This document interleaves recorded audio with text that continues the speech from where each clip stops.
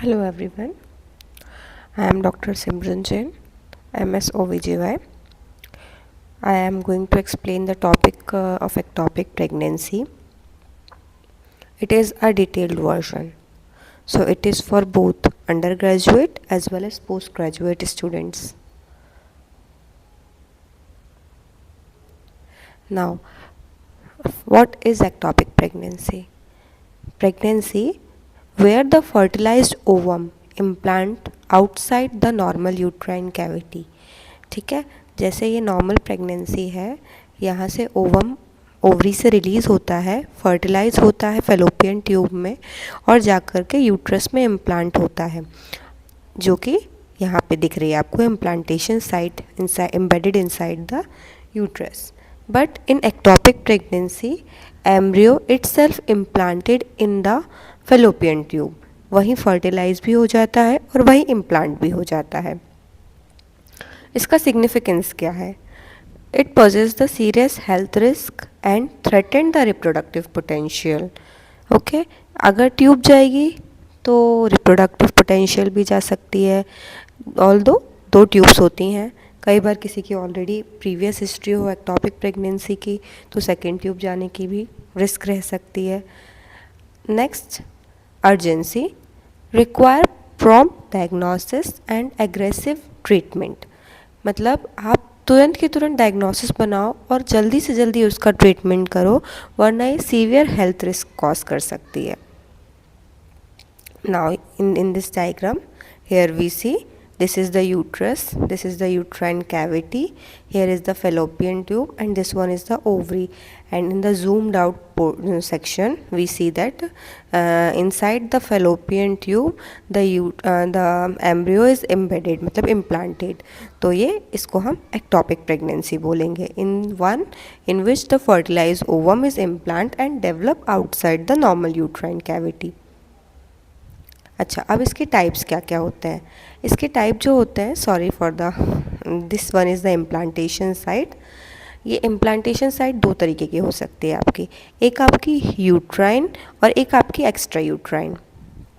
अच्छा, अब uterine extra uterine में अपने जो हैं वो तीन टाइप के हैं.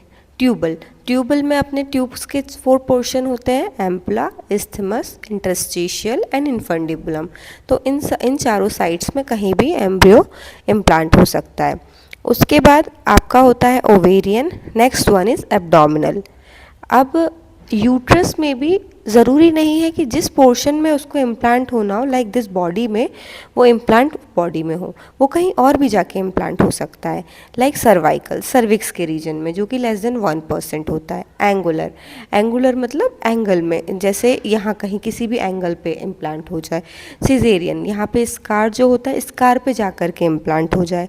या तो फिर कॉर्नुअल, जो कॉर्नुओ होता है, कॉर्नुआ इन द सेंस कि कई बार ये भी कॉर्नुआ बोलते हैं हम, और कई बार जो बाइकॉर्नुएट यूट्रस होती है उनमें से एक छोटा स्मॉल हॉर्न होता है, उसमें जाकर के इम्प्लांट होता है और फिर वो एक हेल्थ रिस्क कॉज करवाता है. Next again zoomed view of the different types of ectopic pregnancy. This one is the ampulla, that is a part of the tube, ampulla ectopic pregnancy. Next one is the cornual interstitial ectopic pregnancy, कि uterus के कॉर्नुआ में जा कर के ये implant हो रहा है. और third one is cervical ectopic pregnancy and fourth one is ovarian ectopic pregnancy. Different types हैं. सबसे पहले अपना यूट्रस के अगर पार्ट में देखें तो अपन जो इंट्राम्यूरल है, सिजेरियन स्कार है, स्कार के ऊपर सर्वाइकल है, फिर अपन ट्यूब, और इंटरस्टिशियल है. Interstitial is a part of tube. Interstitial, isthmic, ampullary and fimbrial. ये ट्यूबल प्रेगनेंसी है, एक्टोपिक प्रेगनेंसी, जो कि more than 90% of the pregnancy देखी जाती है ectopic pregnancy. And next one is ovarian and 1% is abdominal as well. Now what is the incidence and mortality? First of all, increased incidence and mortality linked to pelvic inflammatory diseases, मतलब जहाँ जहाँ inflammation होता है वहाँ वहाँ एडेशंस आते हैं, वहाँ वहाँ सीलिया डैमेज होते हैं, तो ओवम या फिर जो जाइगोट है उसको ट्रांसफ़र होने में दिक्कत होती है। Next one is intrauterine copper devices, contraceptive devices.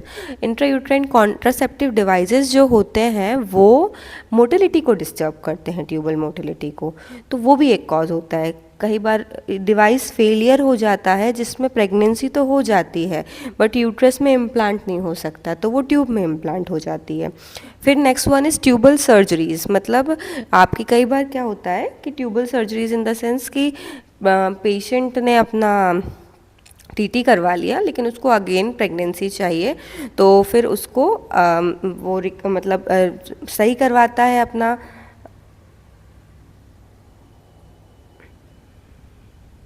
रिकैनलाइजेशन करवाता है, तो उसमें रिस्क हो सकता है। नेक्स्ट आता है assisted reproductive techniques. Assisted reproductive techniques क्यों? क्योंकि कई बार क्या होता है कि ऑलरेडी उसके सीलिया में प्रॉब्लम होगी कहीं ना कहीं, इसलिए उसको इस टेक्निक की रिक्वायरमेंट पड़ी। तो हमने अगर बेसिक जैसे नॉर्मल प्रेगनेंसी हम करवाते हैं तो उसमें ये चांसेस बढ़ जाते हैं, लाइक ओव्यूलेशन इंड्यूसिंग ड्रग्स वगैरह से, इन सब से जो हम करवाते हैं उसमें एक्टोपिक प्रेगनेंसी होने के चांसेस हो सकते हैं जिनकी फिम्ब्रियाज में या फिर सीलियाज में डैमेज हो। अब इसका इंसिडेंस रेट इंडिया में क्या है? 5.6%, 5.6 पर 10,000 डिलीवरी। इसका रीज़न क्या है? एक तो लेट मैरिजेस और late child bearing also contribute 2% of the incidence.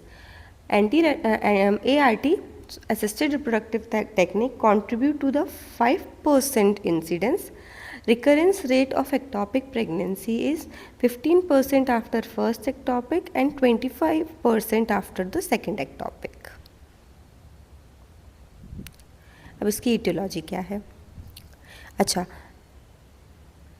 Ovum fertilise तो हो चुका है आपका, लेकिन वो ट्रांसपोर्ट में उसका डिले हो रहा है, तो delay transport of the fertilized ovum through the fallopian tube causes the ectopic pregnancy.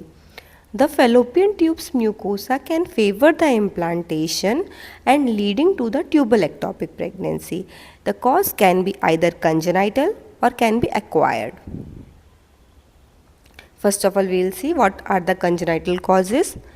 Congenital causes are tubal hypoplasia, tubal tortuosity, मतलब ट्यूब छोटी होना या फिर ट्यूब में बहुत सारे ऐसे टॉर्चुसिटी होना, डाइवर्टिकुलाई होना ट्यूब्स में, एक्सेसरी ऑस्टिया होना, पार्शियल स्टेनोसिस होना, इलोंगेशन होना, या फिर इंट्राम्यूरल पॉलिप भी हो सकता है, या फिर ओवम इंट्रेपमेंट ड्यूरिंग द ट्रांजिट। ये सारे कंजेनाइटल एटियोलॉजी आ जाते हैं। फिर आता है आपका एटियोलॉजी जो कि एक्वायर्ड कॉजेज से डेवलप हो रही है। सो एक्वायर्ड कॉजेज़ का मोस्ट इम्पॉर्टेंट रीज़न जो है वो तो अभी हम डिस्कस कर ही चुके हैं, that is pelvic inflammatory diseases, जो कि 6 to 10% रिस्क बढ़ाता है। Chlamydia trachomatis is the most common cause. Contraceptive failure rates, copper T 4%, progestasert all मतलब ट्यूब की मोटिलिटी रिड्यूस करता है, it is known for that, तो ये 17%। Mini pills is also a content of progesterone 4 to 10% and Norplant 30%. Next is tubal sterilization failure rate varies by method and patient age. देखिए, अगर हम bipolar cauterisation use कर रहे हैं sterilisation में तो 65% चांस है, यूनिपोलर कॉटरी यूज़ कर रहे हैं तो 17%, सिलिकॉन रबर बैंड यूज़ कर रहे हैं तो 29%, इंटरवल साल्पिंजेक्टमी तो 43% चांसेस है फेलियर होने के, और पोस्टपार्टम साल्पिंजेक्टमी इज़ 20%। तो स्टेरिलाइजेशन रिवर्सल किस पे डिपेंड करता है? मैंने आपको बताया कि रिकैनलाइजेशन जिन जिन पेशेंट में होता है उन पेशेंट में एक्टोपिक प्रेगनेंसी होने के चांसेस बहुत ज़्यादा बढ़ जाते हैं। तो अब अगर अपन रिवर्सल की बात करें तो ये किसके ऊपर डिपेंड करता है? पहली बात तो आपने मेथड, ये जो मैंने ऊपर आपसे जो डिस्कस किए मेथड्स, इन मेथड्स में से किस मेथड से हमने स्टेरिलाइजेशन किया हुआ है वो मेथड यूज़ की है आपने।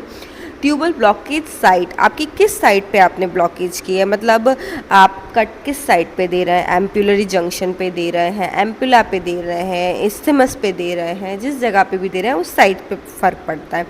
ट्यूबल लेंथ कितनी बची हुई है आपकी कट करने के बाद। Reanastomosis success after cautery is 15% only, मतलब अगर कॉटरी आपने यूज़ कर ली है, टिश्यू को आपने बर्न कर दिया है, तो बहुत कम चांसेस है रीएनास्टेमोसिस होने के। और Pomeroy reversal success is less than 3%, क्योंकि उसमें आप बहुत ज़्यादा पोर्शन कट कर देते हो, इसलिए उसका रिवर्सल सक्सेस रेट बहुत कम होता है। अब tubal reconstructive surgeries increases ectopic pregnancy risk by 4 to 5 times, and ART techniques, ovulation induction, embryo transfer, gamete intrafallopian tube transfer carry the risk of 4 to 7%. अच्छा, हेट्रोट्रॉपिक प्रेगनेंसी में भी risk होती है about 1% with ART।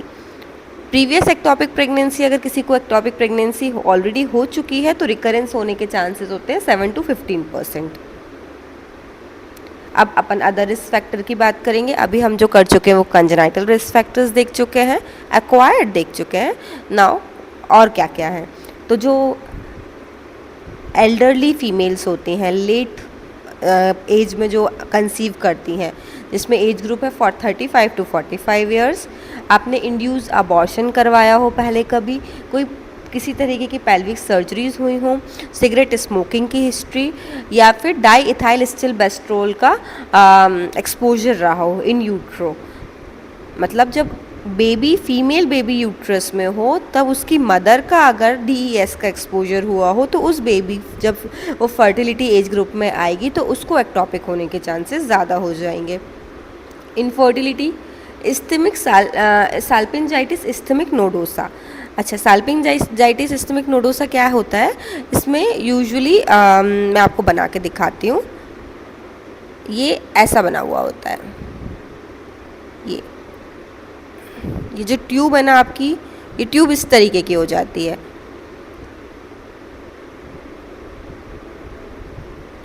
Okay, तो जब भी ये ovary से आता है ना ओवम, तो वो जा कर के यहाँ पे या तो फिर यहाँ पे रेस्ट मतलब रुक जाता है। तो जब यहाँ से स्पर्म आ रहे होते हैं ना आपके, तो स्पर्म इसको फर्टिलाइज करते हैं ओवम को, और वो जाकर के वहाँ से ट्रांसफ़र नहीं हो पाता है क्योंकि वो इस होल में जाकर के एम्बेड हो जाता है।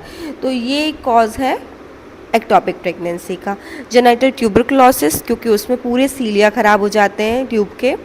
Presence of the fundal fibroid और adenomyosis in the fallopian tube, ठीक है, ये भी हो सकता है। आपका जो फाइब्रॉइड है वो फंडल रीजन में हो तो वो ट्यूब को ब्लॉक कर रहा है, वो अगर ट्यूब को ब्लॉक कर दे रहा है तो फिर वो, जैसे अगर अपन देखें कि यही आपकी ट्यूब है, यहाँ से आपकी यूट्रस अटैच्ड है ना, तो यहाँ पे अगर एक इतना बड़ा फाइब्रॉइड आके रखा हुआ है जो कि फंडल रीजन में है, तो वो ट्यूब को यहाँ से जाइगोट को ट्रांसफ़र होने में या एम्ब्रियो को ट्रांसफ़र होने में दिक्कत क्रिएट कर रहा है, तो वो एक रीज़न हो सकता है। या तो फिर ट्रांसपेरिटोनियल माइग्रेशन ऑफ द ओवम, मतलब ओवम जो है वो यहाँ से पेरिटोनियम में आ गया है, तो वो एक रीज़न हो सकता है एब्डोमिनल एक्टोपिक प्रेगनेंसी कॉज कराने का।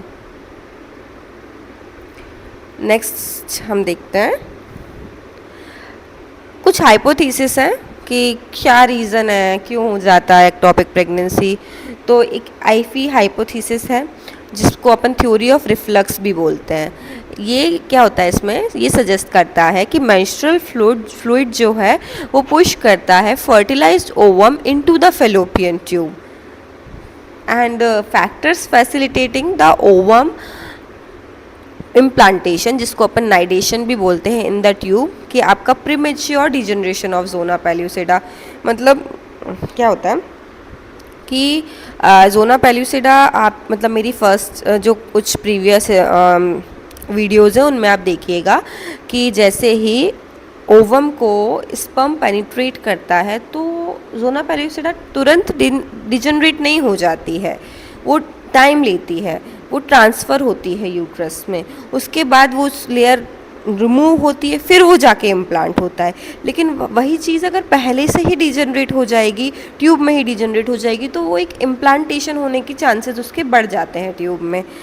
डेसिडुअल रिएक्शन इंक्रीज हो गया हो, या तो फिर प्रेजेंस ऑफ ट्यूबल एंडोमेट्रियोसिस, ये सारे फैक्टर्स हैं। इवोल्यूशन, क्या रीज़न है ट्यूबल प्रेगनेंसी का, मतलब कैसे होती है ये जो ट्यूबल प्रेगनेंसीज होती हैं, मतलब अपना जो एम्ब्रियो है वो म्यूकोसा को इन्वेड कर जाता है क्विकली, और न्यूट्रिशन जो वो है वो ट्यूब्स की जो लार्ज वेसल्स है ना उनसे गेन करता है। द अफेक्टेड ट्यूब सेगमेंट, जिस सेगमेंट पे वो इम्प्लांट होता है वो धीरे धीरे ग्रो करने लगता है, प्रेगनेंसी ग्रो करती है, और the possible outcome arises from these abnormal gestation। Now morbid anatomy, anatomy क्या है इसकी? फर्स्ट ऑफ ऑल, इम्प्लांटेशन अकर इंटरकॉलमनर और बिटवीन द म्यूकोसल फोल्ड, जो ट्यूब का म्यूकोसल फोल्ड है या फिर इंटरकॉलमनर स्पेस है उसमें जाकर के इम्प्लांट करेगा, धीरे धीरे कुछ मिनिमल डेसिडुअल चेंजेस करेगा, मसल की हाइपरप्लेजिया होगी और हाइपरट्रोफी होगी जो कि मिनिमल होती है। फिर उसके बाद इंट्रामस्कुलर इम्प्लांटेशन प्रेजेंट होगा आपका, फॉर्मेशन ऑफ सूडो कैप्सूल, एक सूडो कैप्सूल बनेगा। यूजुअली क्या होता है, यूट्रस में डबल डेसिडुअल साइन मिलता है आपको, क्योंकि एक होता है आपका एम्ब्रियो, मतलब जो एम्ब्रियो इम्प्लांट हुआ है, और एक आपकी यूट्राइन कैविटी की, तो वो एक कैप्सूल बनाता है ट्रू गेस्टेशनल साइकिल। लेकिन यहाँ पे कोई एम्ब्रियो इम्प्लांट नहीं हुआ है, लेकिन यहाँ पे जो है एंडोमेट्रियम की थिकनिंग हो जाएगी, तो that is pseudo capsule formation. Next trophoblast invade करेगा and erode the blood vessel, जैसे जैसे ये इम्बेड करता जाएगा ना मतलब ट्यूब की मेम्ब्रेन्स को, वैसे वैसे वो ब्लड वेसल्स को इरोड करता जाएगा, मतलब धीरे धीरे धीरे धीरे फटती जाएंगी vessels.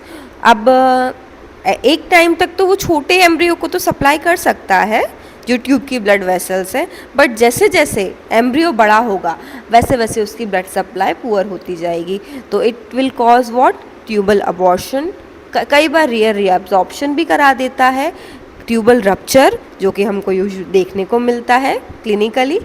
The time of rupture and abortion by side, isthmus में क्या होता है, इस्थमस सबसे पतला सा पोर्शन होता है, 6 to 8 वीक में होता है, और रप्चर कॉमनली देखने को मिलता है। एम्पुला में 8 to 12 वीक थोड़ा सा वाइड पोर्शन होता है, इसमें यूजुअली अबॉर्शन के चांसेस ज़्यादा देखने को मिलते हैं। और इंटरस्टीशियम में 4 मंथ तक हो सकता है। 4 मंथ का क्या रीज़न है ये? 4 मंथ का रीज़न ये है कि इस interstitium is this place, okay, तो इस प्लेस में अगर आपका न्यूट्रिशन है वो ट्यूब तो दे ही रही है, साथ ही साथ आपकी यूट्रस भी न्यूट्रिशन प्रोवाइड कर रही है, और इसके पास थोड़ा स्पेस ज़्यादा है ग्रो करने के लिए। इतना नहीं है कि वो बेबी को ग्रो कर दे, बट इतना है कि वो प्रेगनेंसी को 4 मंथ तक लेकर के जाए। बट सबसे ज़्यादा खतरनाक कोई प्रेगनेंसी होती है तो वो इंटरस्टिशियल प्रेगनेंसी होती है। क्यों? क्योंकि एक बार 4 मंथ का बेबी डेवलप हो गया और वो रप्चर करेगा तो वो यूट्रस की कैविटी को भी ख़राब करेगा, तो उससे चांसेस ऑफ यूट्राइन रप्चर भी इंक्रीज हो जाते हैं। Rarely a tubal pregnancy can be expelled from the fallopian tube, but और ये एक्सपेल्ड प्रेगनेंसी में implanted on the abdominal side. अपन ने सुना है कि ओवेरियन भी होती है, एब्डोमिनल भी होती है, सर्वाइकल भी होती है, लेकिन एब्डोमिनल कहाँ से हो गई? एब्डोमिनल का कोई रीज़न तो नहीं है।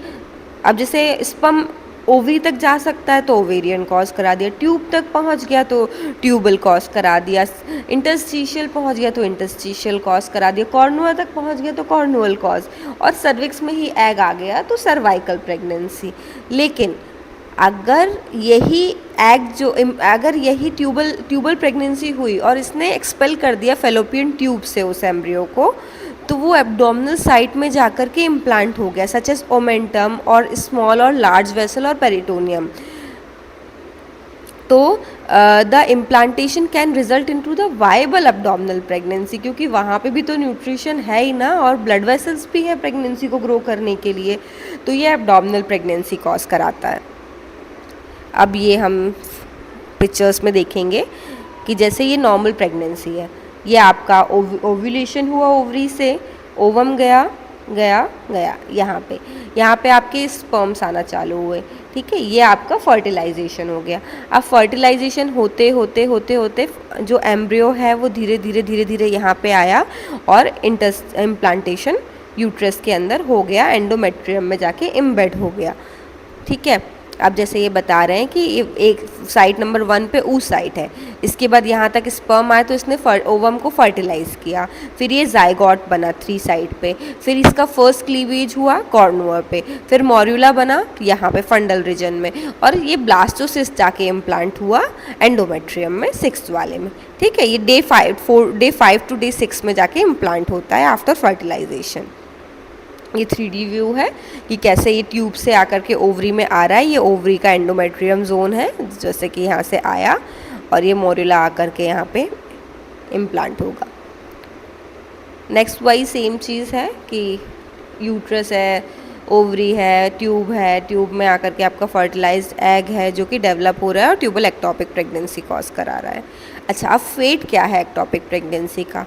देखो, अब आपकी ट्यूब में तो प्रेगनेंसी है, तो अब इसका क्या क्या हो सकता है। पहली चीज़ तो अगर ये ग्रो हो गई और बढ़ती गई साइज़ में, तो एक साइज़ के बाद ये फट जाएगा, तो ये इंट्रापेरिटोनियल हेमरेज और पेल्विक हेमाटोसील कॉज कराएगा।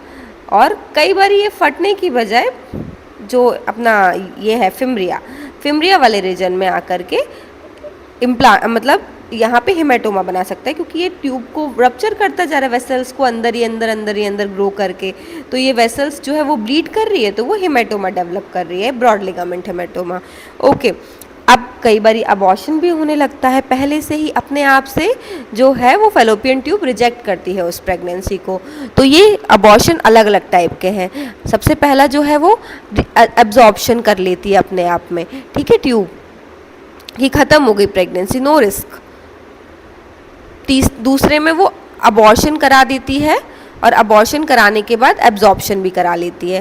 Third one is incomplete tubal abortion. Incomplete आप समझते हो, आधा निकला आधा रह गया, तो आधा आधा जो दिख रहा है वो फिमरियल पोर्शन में दिख रहा है। और fourth one is tubal blood mole.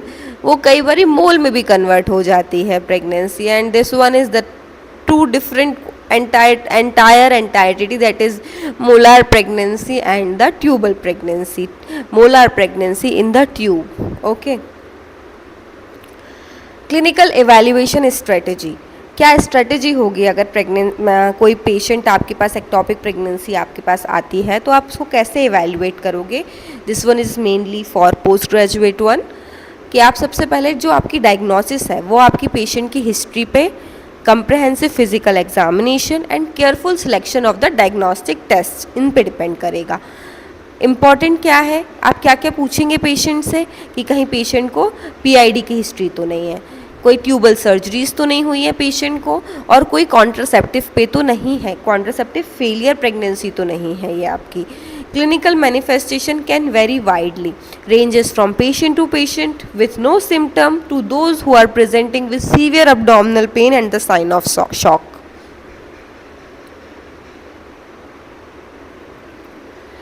Acute ectopic pregnancy. Different types of pregnancy are there. So first of all we will discuss about the acute ectopic pregnancy. इसमें classic triad होता है, जो कि रप्चर्ड एक्टोपिक प्रेगनेंसी वाली females feel करती है, मतलब दिखता है, वो एक्सपीरियंस करती हैं। सबसे पहला जो है वो है पेन, ठीक है।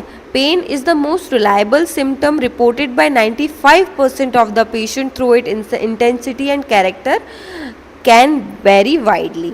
Next one is amenorrhea. 60 to 80% cases notice missed period, experience light spotting around the expected time of menstruation. And next one is vaginal bleeding. बहुत ज़्यादा नहीं होती है, स्कैंटी और डार्क ब्राउन डिस्चार्ज में होती है। अब कुछ एडिशनल सिम्टम्स भी होते हैं, जैसे कि nausea, vomiting, episodes of fainting, syncope, रफली इन 10% patient cause by the reflex vasomotor disturbance, ठीक है। अच्छा, जो ये है इसमें अपना कि देखो, अगर कोई पेशेंट तुम्हारे पास अबॉर्शन, इसकी जो मेन डीडी है वो अबॉर्शन है देखा जाए तो। कोई पेशेंट आई है तुम्हारे पास 5 वीक्स ऑफ गेस्टेशन में है, उसके पास कोई भी स्कैन नहीं है और अबॉर्शन भी हो सकता है तुम्हारा, एक्टॉपिक भी हो सकता है तुम्हारा, तो उसमें ये सारे फीचर्स मिलेंगे आपको। पेन मिलेगा, एमिनोरिया मिलेगा और वजाइनल ब्लीडिंग भी मिलेगी। तो अब ये थ्रेटेंड अबॉर्शन भी हो सकता है। बट कई बार क्या होता है, जो एक्टॉपिक प्रेगनेंसी है तो नॉशिया वॉमिटिंग फर्स्ट ट्राइमेस्टर में तो बहुत कॉमन है, लेकिन कई बार रप्चर जो होता है, अगर रप्चर हो चुका है तो वो एक्सट्रीम पेन में होगी, एकदम से सफ़ेद पड़ गई होगी क्योंकि अंदर ही अंदर उसको ब्लीड हो रहा है पेशेंट को, फिर उसको सिनकोप भी होगा, उसको फेंटिंग भी होगी और एकदम से रिफ्लेक्स वेसोमोटर डिस्टर्बेंस होगा। तो ये सारी चीज़ें आपको डिफ्रेंशिएट करती है एक्टॉपिक, रप्चर्ड एक्टॉपिक प्रेगनेंसी और थ्रेटेंड अबॉर्शन में। पेशेंट शो डिस्ट्रेस विथ पेल, जो कि मैंने बताया, पेल हो जाएगी, कोल्ड कामी स्किन हो जाएगी, उसकी कुछ शॉक्स के साइन दिखेंगे लाइक टैकीकार्डिया, एकदम से बीपी ड्रॉप हो जाएगा पेशेंट का। फिर आप उसको एग्जामिन करोगे तो एग्जामिन में एब्डोमेन जो है वो टेंस होगा, टेंडर होगा इन the lower area, shifting dullness present होगी। क्यों? क्योंकि उसके अंदर हीमोपेरिटोनियम हो गया है और रिजिडिटी प्रेजेंट होगी। पीएस एग्जामिनेशन में कुछ ज़्यादा खास नहीं बट मिनिमल ब्लीडिंग देखने को मिलेगी।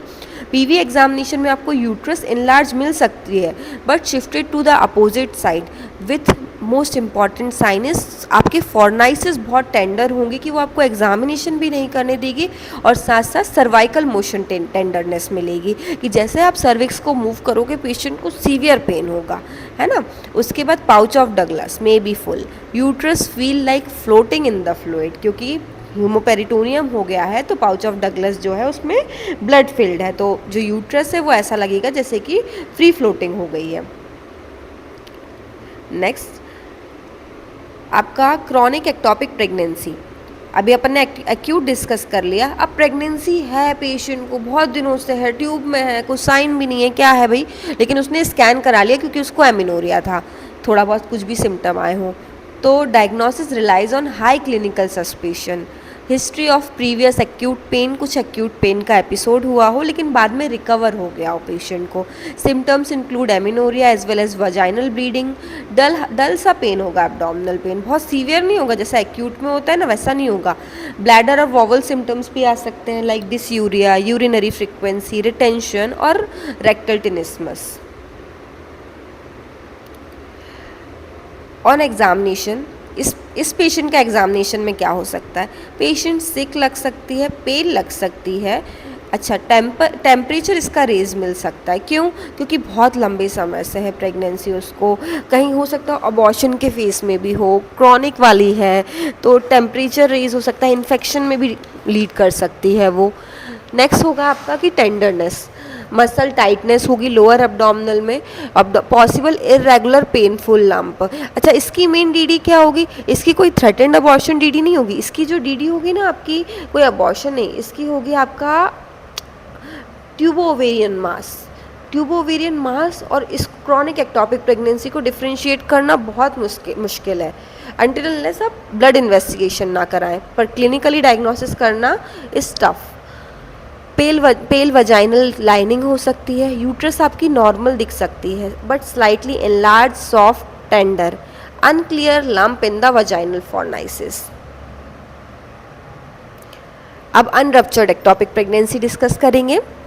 अनरप्चर्ड require a high clinical level of suspicion by an experienced clinician. Detection often found unexpectedly during laparoscopy or laparotomy. आप किसी पेशेंट ने कोई भी रीज़न से लेप्रोस्कोपी और लेप्रोटोमी कराई तो कई बार अनएक्सपेक्टेडली भी देखने को मिल जाता है। डिलेड और मिस पीरियड की हिस्ट्री रहेगी, लाइट स्पॉटिंग और lower abdominal discomfort. Physical examination, exam में आपको tenderness in the lower abdomen. Pelvic examination में आपको uterus is normal size and firm, small tender mass may be felt in the vaginal fornix. अब diagnosis, ectopic pregnancy in the fallopian tube is hard to detect like a black cat on a dark night.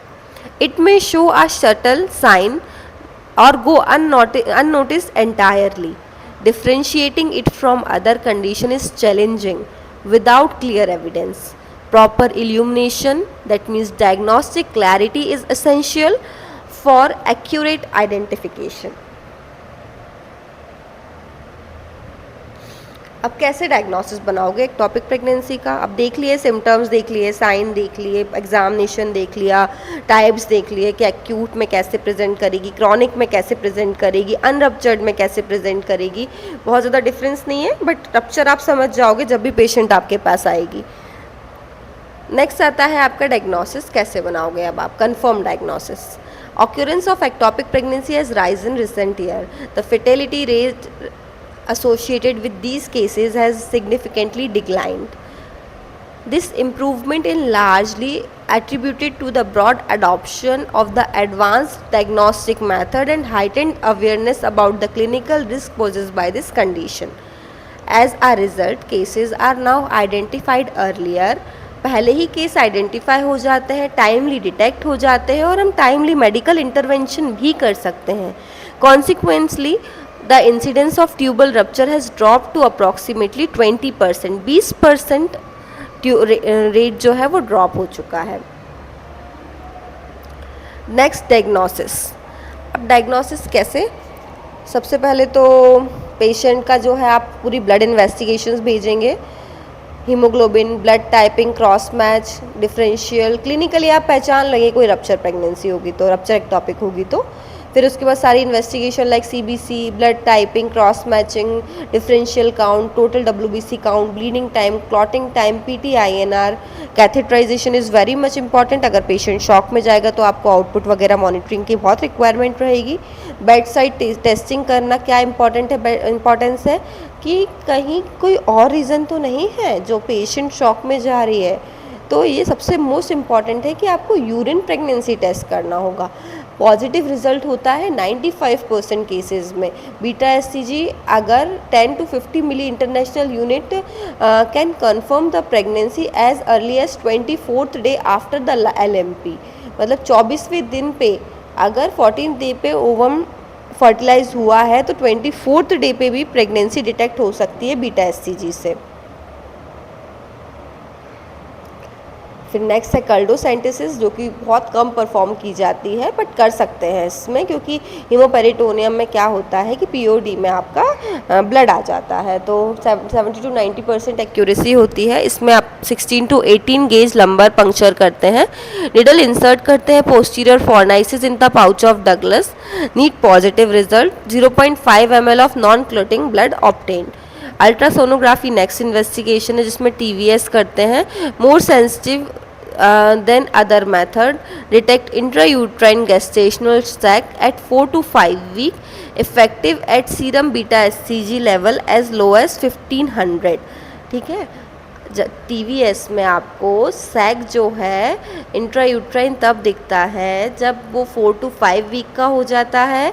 फिर आपका beta SCG का level जो है वो 1500 होना चाहिए. ठीक है. नेक्स्ट आता है आपका एंडोमेट्रियल कैविटी फीचर. ये एक्चुअल ट्रू प्रेगनेंसी की बात बता रही हूँ मैं कि ये इसमें एंडोमेट्रियल कैविटी में अगर आपको ट्रायल लेमिनर एंडोमेट्रियम पैटर्न मिल सकता है, एक स्यूडो गेस्टेशनल सैक मिलता है जो कि एक्टोपिक में मिलता है और डेसिडुअल कास्ट में भी प्रेजेंट. अब स्यूडो सैक की डेफिनेशन क्या है? formed by the sloughing of the decidua causing the intracavitary fluid occurring in all pregnancy due to the decidual reaction. ठीक है. अब अर्ली गेस्टेशनल सैक और सूडो सैक में क्या डिफरेंस होता है? सबसे पहले तो सैक में जो होती है below the mid line echo buried in the endometrium, लेकिन सूडो सैक जो है वो कैविटी के अलोंग में लाइन करता है बिटवीन द एंडोमेट्रियल लेयर. ठीक है. एक जैसे कोई भी है, अगर अपन देखें तो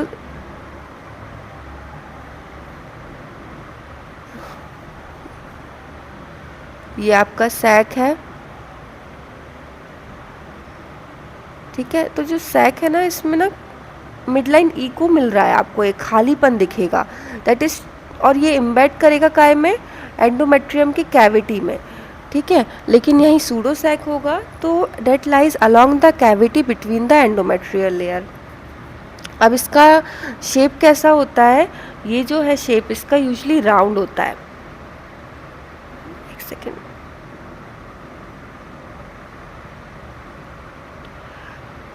सैक जो है गैस्ट्रेशनल सैक का राउंड होता है, लेकिन सूडो सैक का शेप वेरी कर सकता है। बॉर्डर में गैस्ट्रेशनल सैक का डबल रिंग देखने को मिलती है। क्यों? एक तो एंडोमेट्रियल कैविटी देखने को मिलती है और एक इसकी कैविटी देखने को मिलती है, जो खाली एरिया है ना ये। सूडो सैक में आपको सिंगल लेयर बॉर्डर मिलती है, क्योंकि इसकी कैविटी है ही नहीं, कैविटी तो सिर्फ एंडोमेट्रियल की है, तो इसलिए सिंगल लेयर बॉर्डर देखने को मिलती है। नेक्स्ट आता है आपका डेसिडुअल सिस्ट। डेसिडुअल सिस्ट क्या होता है कि ये एनेकोइक एरिया होता है जो कि एंडोमेट्रियम में होता है, located away from the canal, often at the myometrium and endometrium border. ठीक है, एडेनेक्सल फाइंडिंग में आपको 15 to 30% में एक्स्ट्रा यूट्राइन योक सैक देखने को मिलता है, embryo in the fallopian tube confirming the tubal pregnancy, और प्रेजेंस ऑफ हैलो और the tubal ring within the thin hypoechoic area due to the sub serosal the oedema.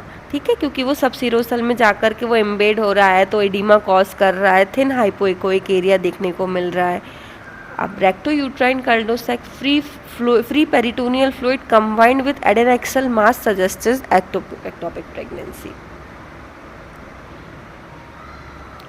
Colour doppler sonography.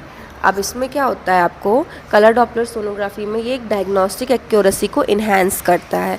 इसमें आपको ring of fire pattern देखने को मिलता है, जैसा कि आप इस इमेज में देख रहे हैं कि यहाँ पे वेसल्स, मतलब ब्लड वेसल्स की सप्लाई बहुत ज़्यादा इस एरिया में, that is ring of fire pattern. Identify blood flow outside the uterine cavity. Uterine cavity के बाहर एक एरिया में बहुत ज़्यादा ब्लड फ्लो है, that indicates the ring of fire pattern. Trans abdominal sonography में आपको गैस्ट्रेशनल सैक 5 to 6 वीक में देखने को मिलता है, और बीटा एससीजी उसमें sac visible by TAS is more than 1800 international unit per liter। अब एक्टोपिक प्रेगनेंसी में मतलब सोनोग्राफी में क्या क्या साइंस देखने को मिलते हैं। एक मिलता है आपको बेगेल साइन। बेगेल साइन में क्या होता है, hyper echoic ring around the gestational sac in the adnexal region. देखो ये गैस्ट्रेशनल सैक है आपका, यहाँ पे एक ऐसा डोनट जैसा साइन देखने को मिल रहा है ना, gestational sac in the adnexa with the hyper echoic ring. ठीक है, एक होता है ब्लॉब साइन। ब्लॉब साइन जो होता है वो होता है small in conglomerate mass near the ovary without sac और द एम्ब्रियो। जैसे यहाँ पे छोटा सा एक मास दिख रहा है नियर द ओवरी, जिसके अंदर near the ovary without sac और एम्ब्रियो। ठीक है, ये एडेनेक्सल सैक होता है with the fetal pole, and cardiac activity जो होती है is a specific indicator। Corpus luteum 85% में इप्सिलेटरल ओवरीज में प्रेजेंट होती है और helpful useful in locating the ectopic pregnancy. मतलब अगर कार्पस ल्यूटियम जिस ओवरी में प्रेजेंट होगा, एक्टोपिक प्रेगनेंसी भी चांसेस है कि उसी ट्यूब में होगी। अब hyper echoic bright ring around the gestational sac in the adnexa region is the classical tubal ring sign, strongly suggests the ectopic pregnancy। represent trophoblastic tissue surrounding the ectopic sac। जैसे कि यहाँ पे tissue जो है वो trophoblastic tissue है जो कि एक्टोपिक सैक को सराउंड किए हुआ है। ठीक है, नेक्स्ट आता है, अब आप नेक्स्ट क्या करोगे। मान लीजिए नहीं हो रहा है यूपीटी में डिटेक्ट, तो फिर आप क्या करोगे। फिर अपन देखेंगे बीटा एससीजी का कंसंट्रेशन लेवल पता करवा के। Single beta hCG test has limit the diagnostic value. Single beta hCG से ज़्यादा नहीं पता लगेगा। अगर प्रेगनेंसी अनरप्चर्ड है, यूएसजी में भी डिटेक्ट नहीं हो रही है, लेकिन आपको सस्पिशन है कि इंट्रायूट्राइन सैक आपको नहीं मिल रहा है, तो आप बीटा एससीजी का लेवल करवाओगे, जिसमें आप इनिशियल अल्ट्रासाउंड, जिसमें अगर लेवल आपका बिलो 2000 है तो फिर आप doubling time distinguish viable from non viable pregnancy. मतलब जिस दिन आपने करवाया उस दिन आपका 2000 इंटरनेशनल यूनिट पर लीटर आया, तो आपने अगर 48 आवर्स बाद करवाया, अगर ये 66% से कम है तो that suggests the ectopic pregnancy or non-viable intrauterine pregnancy. Biochemical pregnancy is defined by 2 beta hCG unit is greater than 10 international unit per liter. अच्छा, नेक्स्ट बीटा एससीजी ऐसे करवा लिया. नेक्स्ट आता है आपका प्रोजेस्ट्रॉन लेवल. प्रोजेस्ट्रॉन लेवल अगर 25 से ज़्यादा है तो ये नॉर्मल इंट्रायूट्राइन प्रेगनेंसी सजेस्ट करती है, लेकिन अगर वही चीज़ 15 से कम है तो वो सजेस्ट करती है एक्टोपिक प्रेगनेंसी, और 5 से कम है तो वो सजेस्ट करती है कि non viable pregnancy regardless of the location, मतलब कार्डियक एक्टिविटी नहीं है, बहुत कम प्रोजेस्ट्रॉन लेवल है. अब आता है फिर गोल्ड स्टैंडर्ड क्या है, डायग्नोस्टिक लैप्रोस्कोपी. इस इमेज में आप देख रहे हैं कि लैप्रोस्कोप डाल करके हम देख रहे हैं कि क्या है अंदर. Perform only if the patient is haemodynamically unstable, confirm the diagnosis and also allow the removal of ectopic mass simultaneously. अगर आपने लैप्रोस्कोप डाल दिया है, आपको दिख गई है, तो आप साइमल्टेनियसली निकाल भी सकते हैं उस मास को. फिर डायलिटेशन एंड क्यूरेटाज, ये अपन सजेस्ट करते हैं अगर आपको इनकम्प्लीट अबॉर्शन मिल रहा है तो आपको डिफ्रेंशिएट करना है कि इनकम्प्लीट अबॉर्शन है कि एक्टोपिक प्रेगनेंसी है. तो अगर आपको डेसिडुआ में कोरियोनिक विलाई नहीं मिली तो दैट मीन्स वो एक्टोपिक प्रेगनेंसी है. लेकिन और Arias Stella endometrial reaction indicate possible but not definite ectopic pregnancy. Other hormonal test क्या क्या है, placental protein 14 pp14 decreases in the ectopic pregnancy, low level of pregnancy associated plasma protein and PAPPC जिसको अपन बोलते हैं श्वान-गर स्कैफ protein 1 in the ectopic pregnancy. Elevated CA-125 maternal serum creatinine kinase and maternal alpha fetoprotein in the pregnancy. ये कुछ other hormonal test है but usually ये बहुत ज़्यादा नहीं कराए जाते हैं. अब सस्पेक्टेड एक्टोपिक प्रेगनेंसी है कि यूपीटी आपका पॉजिटिव आ गया है, आपने यूएसजी कर लिया, लेकिन यूएसजी में आपको कुछ अगर इंट्रायूट्राइन सैक प्रेजेंट है तो आपने quantitative serum beta SCG level और प्रोजेस्ट्रॉन लेवल भेजा जिसमें आपका 48 आवर में 66% से कम रेज हुआ बीटा एससीजी, या फिर प्रोजेस्ट्रॉन जो है 5 से 10 नैनोग्राम पर मिलीलीटर. अगर आपको इंट्रायूट्राइन प्रेगनेंसी प्रेजेंट दिख गई यूएसजी में तो फिर मैं बता रही हूँ कि आपने एचसीजी और प्रोजेस्ट्रॉन करवाया जिसमें 66% से कम राइज हुआ 48 आवर्स में, और प्रोजेस्ट्रॉन का लेवल 5 से 10 नैनोग्राम पर मिलीलीटर से कम हुआ, तो वो इनकम्प्लीट अबॉर्शन सजेस्ट करता है. और इनकम्प्लीट अबॉर्शन का जो आप सैंपल एचपीआर के लिए भेजोगे तो उसमें विलाई अगर प्रेजेंट है तो दैट इज़ इनकम्प्लीट अबॉर्शन. लेकिन अगर विलाई ही एब्सेंट है तो फिर और आपको लेप्रोस्कोपिक एवेल्युएशन की ज़रूरत है. अगर सैक आपको इंट्रायूट्राइन नहीं डिटेक्ट हुआ तो फिर भी आप बीटा एससीजी लेवल कराएंगे और प्रोजेस्ट्रॉन का लेवल कराएंगे. बीटा एससीजी का लेवल अगर 48 आवर्स में 66% से ज़्यादा बढ़ गया है और प्रोजेस्ट्रॉन का लेवल 5 से 6 नैनोग्राम पर मिलीलीटर है तो आप हर 48 आवर्स में बीटा एससीजी लेवल करवाएंगे. और अंटिल आपकी यूएसजी ये नहीं बता देती कि पेशेंट को इंट्रायूट्राइन प्रेगनेंसी है कि एक्स्ट्रायूट्राइन प्रेगनेंसी है. आप लैप्रोस्कोपी भी कंसीडर कर सकते हैं अगर कोई सैक नहीं मिला है तो. Continuous monitoring if intrauterine sac eventually appears.